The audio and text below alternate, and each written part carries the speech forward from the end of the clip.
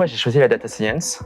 C'était parce que je pense que j'avais toujours une assez forte appétence pour les mathématiques et que je voulais vraiment mettre ça au service de causes qui me tenaient à cœur en fait. Mon projet principal, ça a été donc la prédiction de la propagation d'un début de feu de forêt. En Australie par exemple, il peut y avoir un début de feu de forêt et des fournisseurs et des agriculteurs voudraient savoir est-ce que leur parcelle a une chance de prendre feu. Et moi mon but c'est de leur proposer donc un modèle qui va prédire comment va se propager ce feu de forêt et est-ce que ce feu de forêt va atteindre leur parcelle.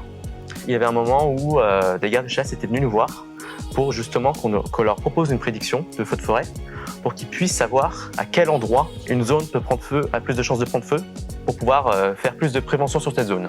En général, on a des satellites, donc un satellite très connu qui s'appelle Moody's. Ce satellite, il nous fournit en fait toutes les demi-heures l'évolution d'un feu de forêt. Et, c'est très pratique parce que ça nous permet de suivre en fait en temps réel l'évolution d'un feu de forêt, à la fois pour nous, pour la prédiction, mais aussi pour les gardes forestiers pour savoir comment le feu de forêt va évoluer, est-ce qu'il va atteindre notre zone ou pas, quoi.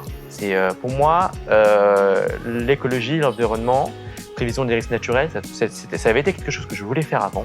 C'était pas quelque chose qui m'est venu à l'esprit, c'est quelque chose que je voulais faire depuis plusieurs années.